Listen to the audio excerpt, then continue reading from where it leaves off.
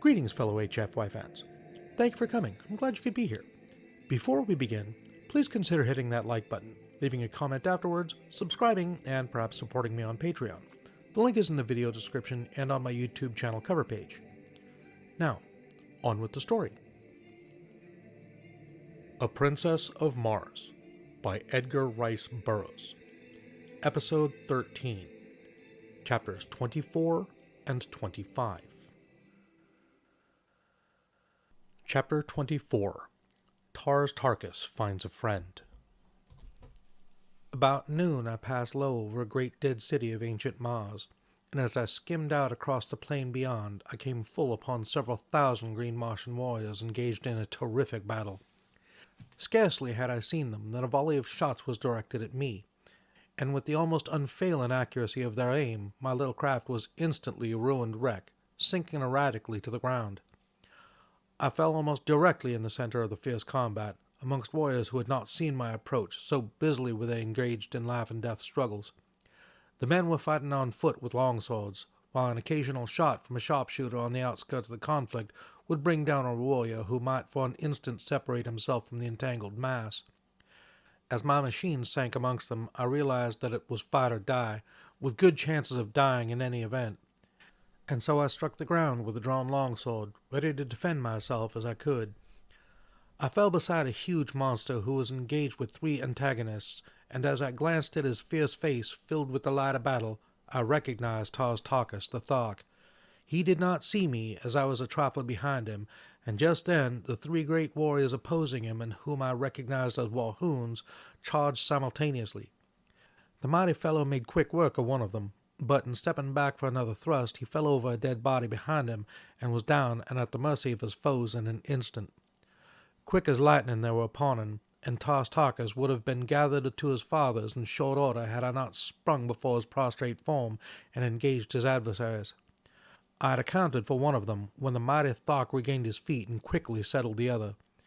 He gave me one look, and a slight smile touched his grim lip as, touching my shoulder, he said, "I would scarcely recognize you, John Carter, but there is no other mortal upon Barsoom who would have done what you have for me.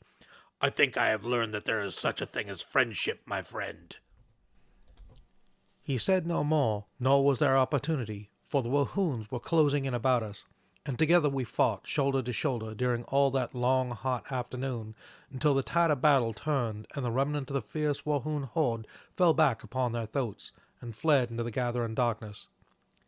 10,000 men had been engaged in that titanic struggle, and upon the field of battle lay 3,000 dead. Neither side asked nor gave quarter, nor did they attempt to take prisoners. On our return to the city after the battle, we had gone directly to Tars Tarkas' quarters, where I was left alone while the chieftain attended the customary council which immediately follows an engagement. As I sat awaiting the return of the Green Warrior, I heard something move in an adjoining apartment, and as I glanced up, there rushed suddenly upon me a huge and hideous creature, which bore me backward upon the pile of silks and furs upon which I had been reclining. It was Wooler, faithful, loving Wooler.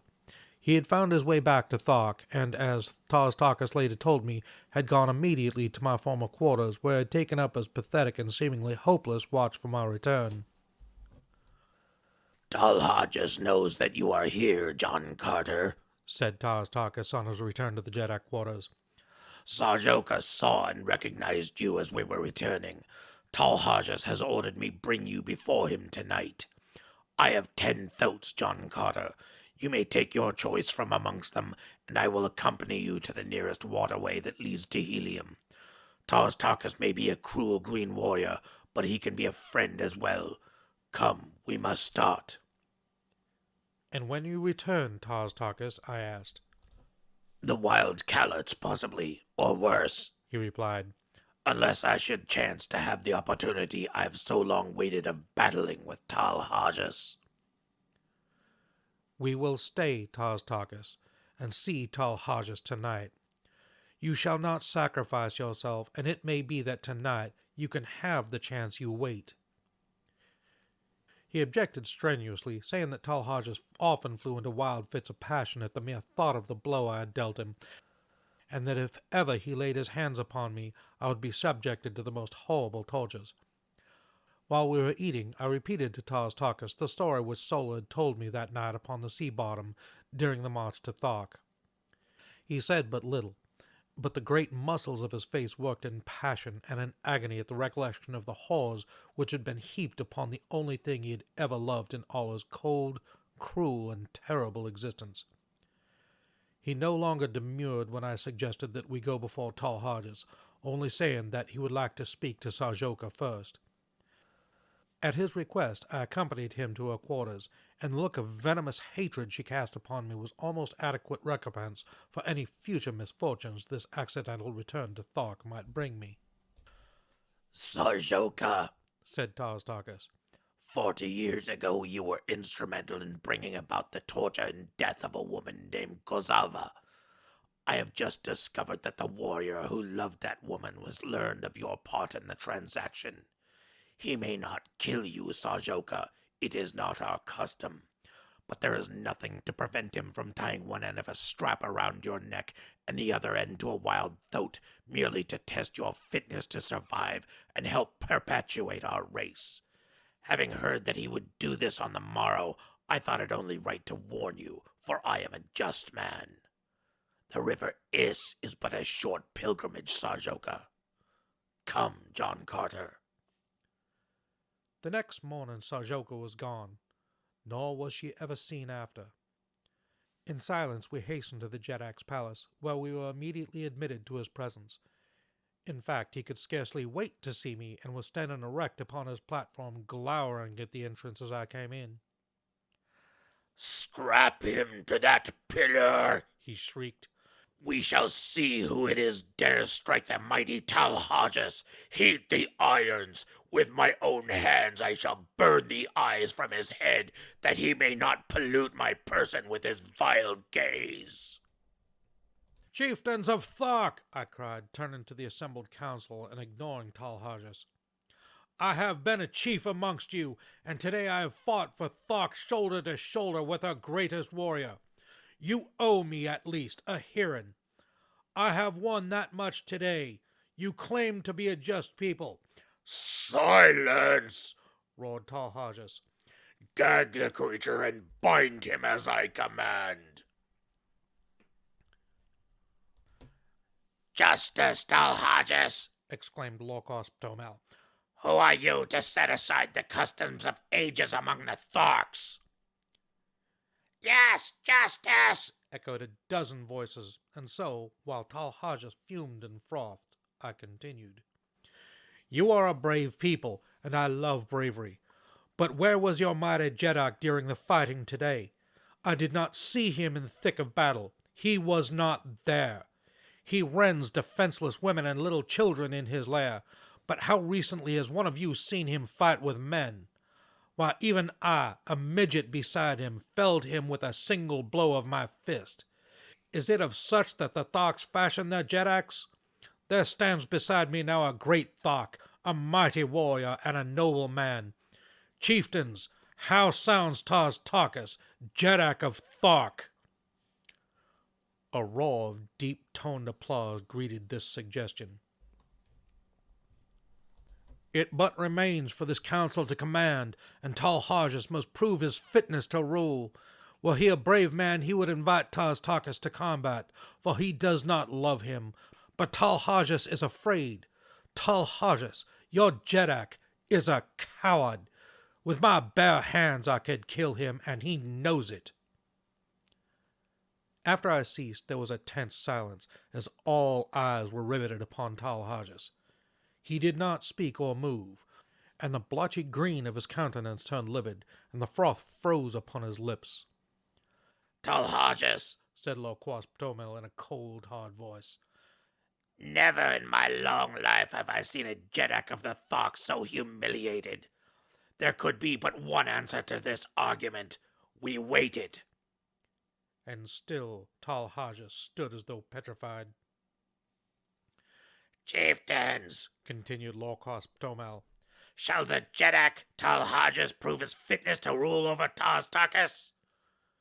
There were 20 chieftains about the rostrum, and 20 swords flashed high in assent. There was no alternative. That decree was final, and so Talhajas drew his longsword and advanced to meet Tarkas. The combat was soon over, and with his foot upon the neck of the dead monster, Tarkas became Jeddak amongst the Tharks. His first act was to make me a full-fledged chieftain with the rank I had won by my combats the first few weeks of my captivity amongst them. Seeing the favorable disposition of the warriors towards Tarkas, as well as towards me, I grasped the opportunity to enlist them in a cause against Zodanga. I told Tarkas the story of my adventures, and in a few words had explained to him the thought I had in mind. John Carter has made a proposal, He said, addressing the council, which meets with my sanction. I shall put it to you briefly. Deja Thoris, the Princess of Helium, who was our prisoner, is now held by the Jeddak of Zodanga, whose son she must wed to save her country from devastation at the hands of the Zodangan forces. John Carter suggests that we rescue her and return her to Helium. The loot of Zodanga would be magnificent, and I have often thought that had we an alliance with the people of Helium, we could obtain sufficient assurance of sustenance to permit us to increase the size and frequency of our hatchlings, and thus become unquestionably supreme amongst the green men of all Barsoom. What say you? It was a chance to fight, an opportunity to loot, and they rose to the bait as a speckled trout to a fly. For Tharks, they were wildly enthusiastic, and before another half-hour had passed, 20 mounted messengers were speeding across Dead Sea bottoms to call the hordes together for the expedition. In 3 days we were on the march towards Zodanga, 100,000 strong, as Tarkas had been able to enlist the services of 3 smaller hordes on the promise of a great loot of Zodanga. We traveled entirely by night, timing our marches so that when we camped during the day in the deserted cities where, even to the beasts, we were all kept indoors during the daylight hours. On the march, Tarkas, through his remarkable ability and statesmanship, enlisted 50,000 more warriors from various hordes, so that, 10 days after we set out, we halted at midnight outside the great walled city of Zodanga, 150,000 strong. The fighting strength and efficiency of this horde of ferocious green monsters was equivalent to 10 times their number of red men. Never in the history of Barsoom, Tarkas told me, has such a force of green warriors marched to battle together. It was a monstrous task to keep even a semblance of harmony amongst them, and it was a marvel to me that he got them to the city without a mighty battle amongst themselves. But as we neared Zodanga, their personal quarrels were submerged by the greater hatred for the red men, and especially for the Zodangans, who had for years waged a ruthless campaign of extermination against the green men, directing special attention towards the despoiling of their incubators. Now that we were before Zodanga, the task of obtaining entry to the city devolved upon me, and directing Tarkas to hold his forces in 2 divisions out of earshot of the city, with each division opposite a large gateway, I took 20 dismounted warriors and approached one of the small gates that pierce the walls at short intervals. These gates have no regular guard, but are covered by sentries, who patrol the avenue that encircles the city, just within the walls as our metropolitan police patrols their beats. The walls of Zodanga are 75 feet in height and 50 feet thick. They are built of enormous blocks of carborundum, and the task of entering the city seemed, to my escort of green warriors, an impossibility. The fellows who had been detailed to accompany me were one of the smaller hordes, and therefore did not know me. Placing 3 of them with their faces to the walls and arms locked, I commanded 2 more to mount to their shoulders, and a 6th I ordered to climb upon the shoulders of the upper 2. The head of the topmost warrior towered over 40 feet from the ground.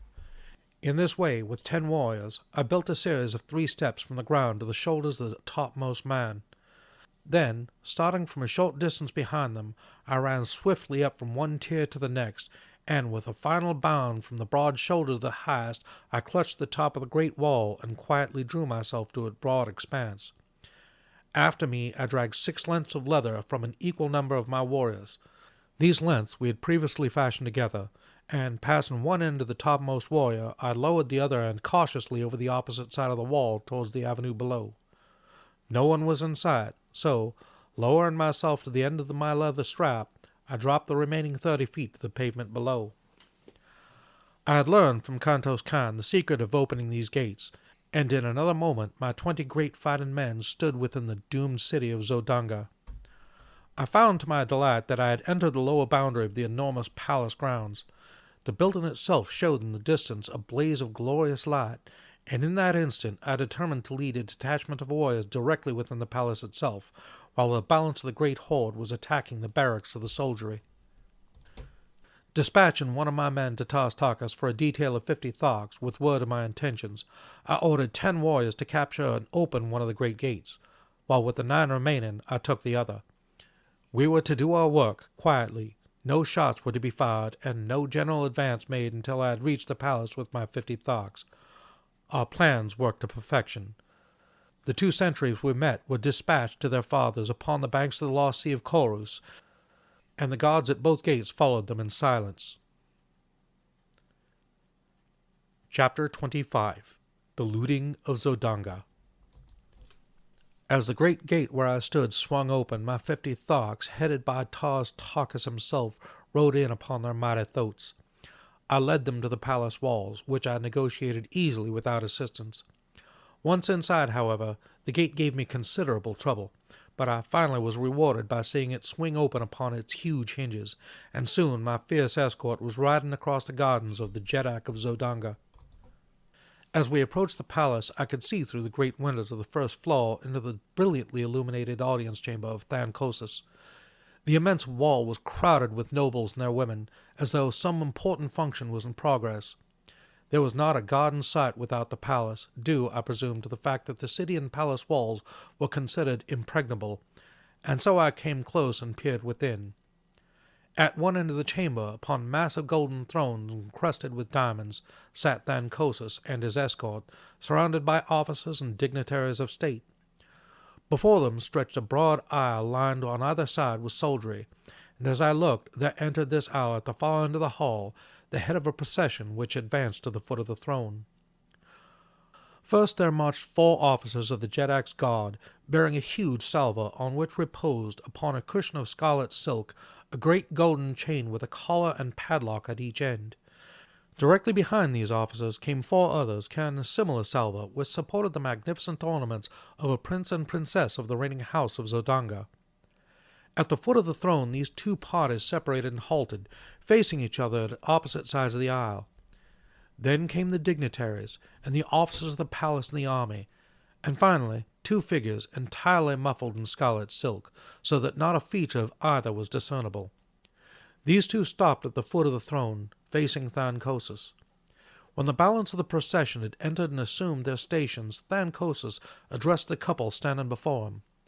I could not hear his words, but presently 2 officers advanced and removed the scarlet robe from one of the figures, and I saw that Kantos Khan had failed in his mission, for it was Sabthan, Prince of Zodanga, who stood revealed before me. Thankosis now took a set of the ornaments from one of the salvers and placed one of the collars of gold about his son's neck, springing the padlock fast. After a few more words addressed to Sabthan, he turned to the other figure, from which the officers now removed the enshrouding silks, disclosing to my now comprehending view Dejah Thoris, Princess of Helium.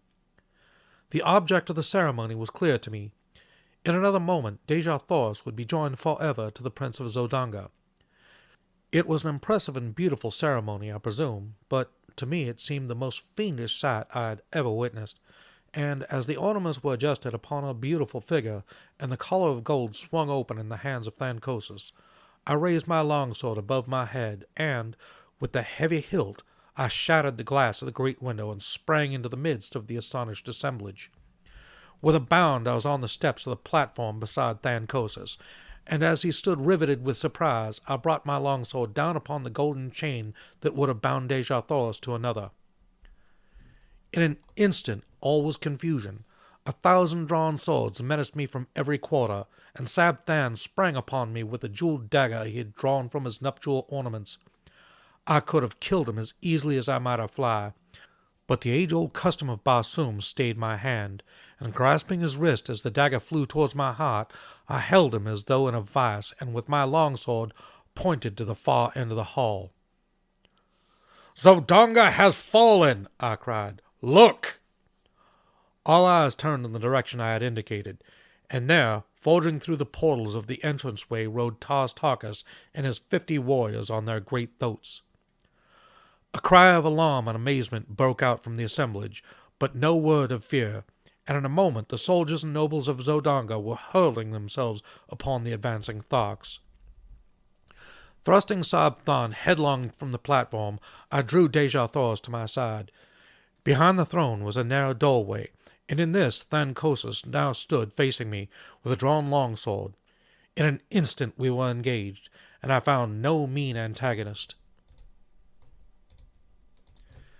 As we circled upon the broad platform, I saw Sabthan rushing up the steps to aid his father, but as he raised his hand to strike, Deja Thoros sprang before him, and then my sword found the spot that made Sabthan Jeddak of Zodanga.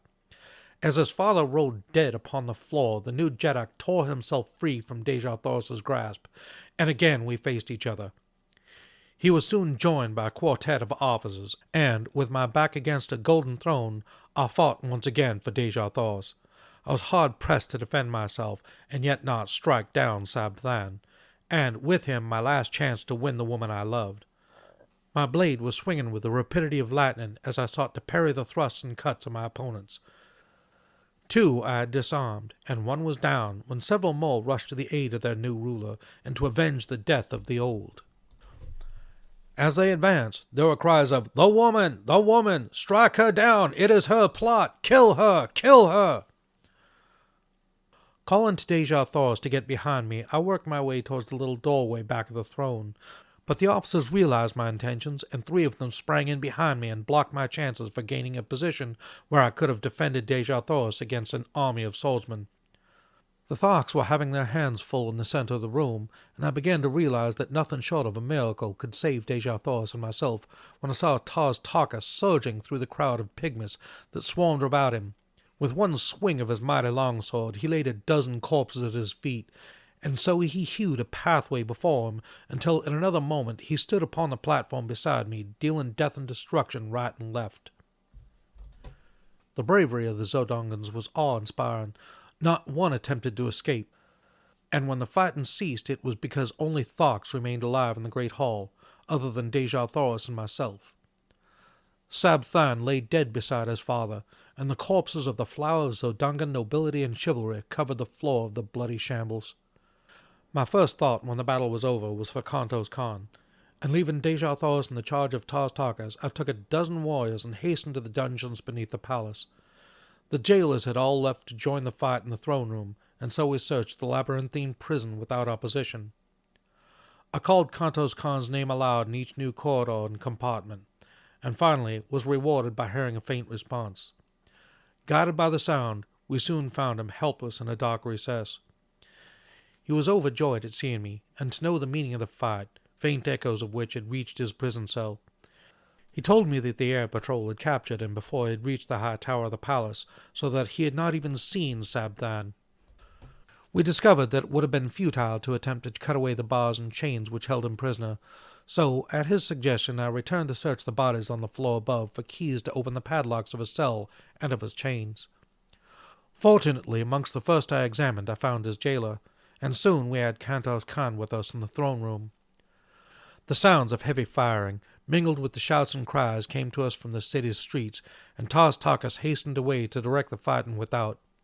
Kantos Khan accompanied him to act as guide, and green warriors commencing a thorough search of the palace for other Zodangans and for loot, and Deja Thoros and I were left alone. She had sunk into one of the golden thrones, and as I turned to her, she greeted me with a wan smile. "Was there ever such a man?" she exclaimed. "I know that Barsoom has never before seen your like. Can it be that all Earthmen are like you? Alone, a stranger, hunted, threatened, persecuted. You have done in a few short months what in all the past ages of Barsoom no man has ever done. Joined together the wild hordes of the sea bottoms and brought them to fight as allies of a red Martian people." "The answer is easy, Deja Thoros," I replied, smiling. "It was not I who did it. It was love for Deja Thoros. A power that will work greater miracles than this you have seen." A pretty flush overspread her face, and she answered, "You may say that now, John Carter, and I may listen, for I am free." "And more still have I to say, ere it is again too late," I returned. "I have done many strange things in my life, many things that wiser men would not have dared, but never in my wildest fantasies have I dreamed of winning a DEATHWORLDERS for myself, for never had I dreamed in all the universe dwelt such a woman as the Princess of Helium. That you are a princess does not abash me, but that you are you is enough to make me doubt my sanity as I ask you, my princess, to be mine." "He does not need to be abashed who so well knew the answer to his plea before the plea were made," she replied, rising and placing her dear hands upon my shoulder, and so I took her in my arms and kissed her. And thus, in the midst of a city of wild conflict, filled with the alarms of war, with death and destruction reaping their terrible harvest around her, did DEATHWORLDERS, Princess of Helium, true daughter of Mars, the god of war, promise herself in marriage to John Carter, gentleman of Virginia. Good morning, good afternoon, and good evening. I am the Casual Deathworlder, your host, and this has been A Princess of Mars, chapters 24 and 25. I hope you enjoyed listening to it as much as I enjoyed bringing it to you. If you did, please hit that like button, subscribe to the channel, drop a comment below, and perhaps consider supporting me on Patreon. As always, a huge shout out to my buddy Gregor. Thank you very much, buddy. I could not do this without you. Now, there are only 3 chapters left in this story, the last of which is quite short. As such, there's only 1 episode remaining. I hope you all stick with me to the end. So, where do we go from here? Continue with the Barsoom series, or go on to a different ancient HFY story, like War of the Worlds, or return to more current HFY content? Please leave your thoughts in the comments section down below. In the meantime, I'll see you all in the next episode. Be safe, be well. I love you all. Bye-bye.